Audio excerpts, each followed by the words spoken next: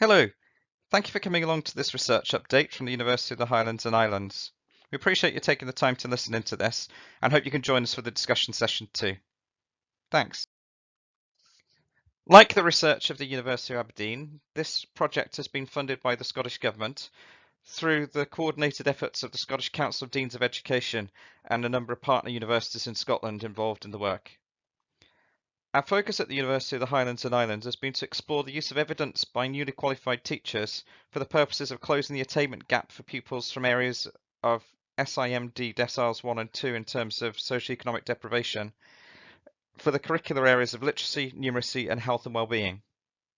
We've wanted to explore, as an HE provider, how we can best support these practitioners, and in particular in terms of the development of effective pedagogies, understanding how they can approach evidence effectively for informing their practice, including considering their agency, and also taking into account the unique circumstances of rural Scotland. Certain themes within the literature have had an influence on our study. For example, Sofstrom in 2018 noting how supernatural forces have meant that certain types of evidence-based practice have been valued over others.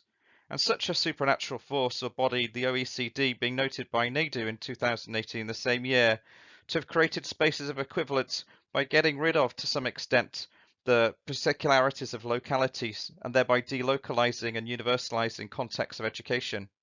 We've seen this in the OECD's own writings, for instance, in Scotland, when in 2015 we were seen to be an exception in the world where rural schools outperform urban schools, whereas the tradition in other countries is for it to the other way around.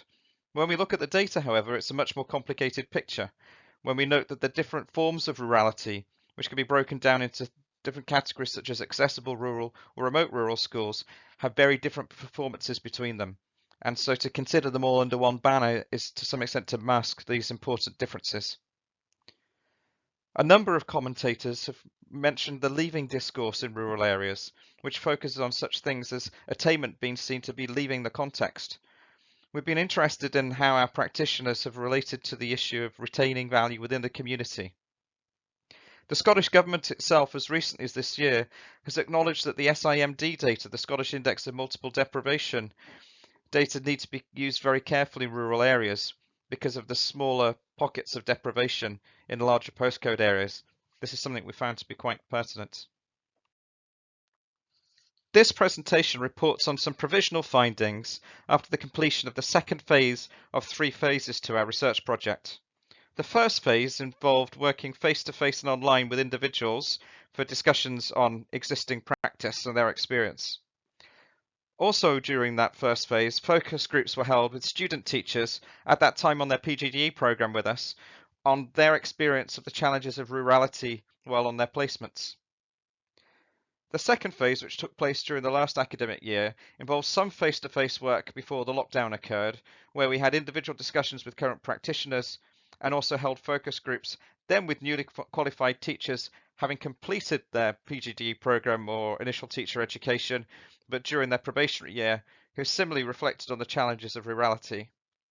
Alongside these, monthly online meetings were held, which brought together newly qualified teachers from across our partner local authorities, irrespective of their schools or stages.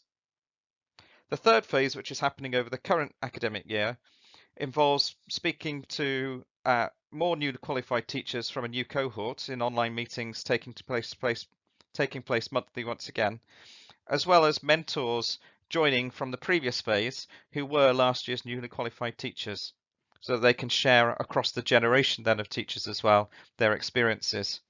All in all, across the phases, there will be more than 40 participants within the study, and each of the Highland Council, Moray, Argyll and Bute, the Western Isles, Shetland and Orkney have all participated.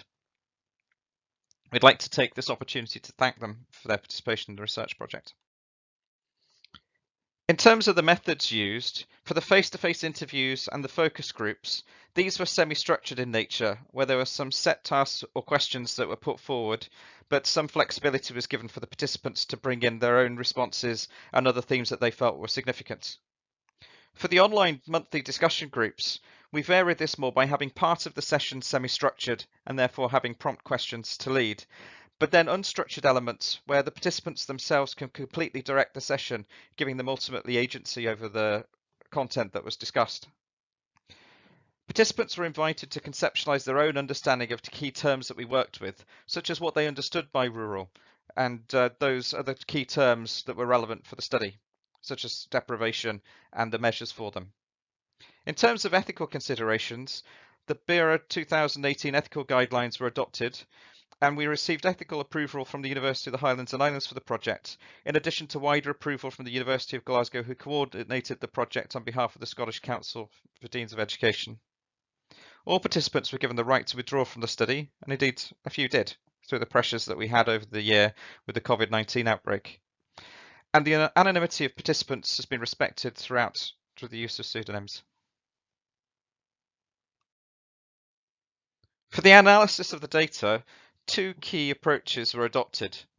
To try to understand the student teachers' perspectives and those of the newly qualified teachers, we embraced Priestley and All's ecological model of agency as something to help us to understand how the newly qualified teachers were developing effective pedagogies and what was assisting them or inhibiting their use of evidence.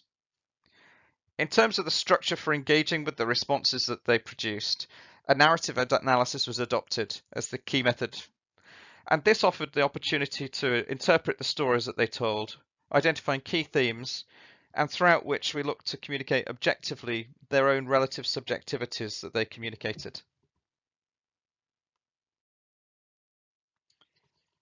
There are a number of key findings from the study. The first one is that we noticed that the extent to which the newly qualified teachers had embraced the language of the key evidence sources for socioeconomic deprivation, measuring the same, varied based on the structural agency they were afforded in their institutional settings. For example, whether there were hierarchies in place as to who had access to data and how that data was communicated through the school.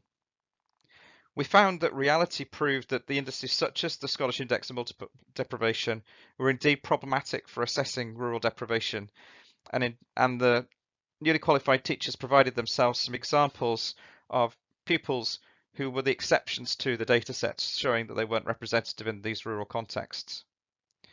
It became clear that practitioner inquiry had boosted the confidence of the newly qualified teachers in terms of being able to discuss their learners' needs, and also in terms of having a framework in which to generate evidence.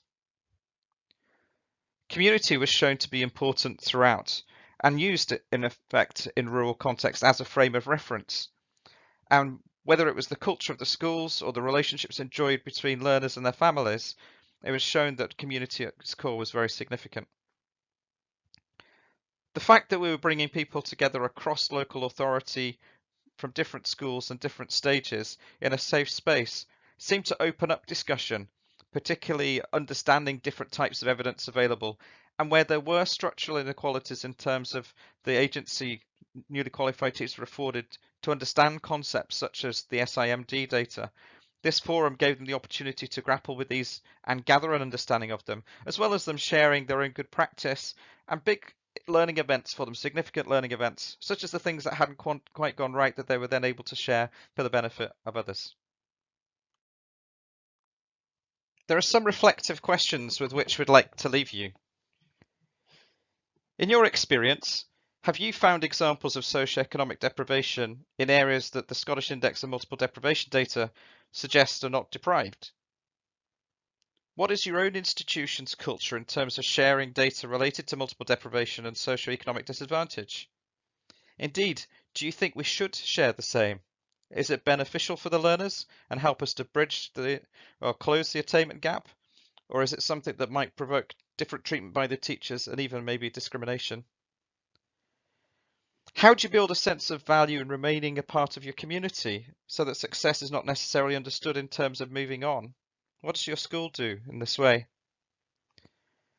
What opportunities do you have to collaborate with peers from other local authorities, schools and stages?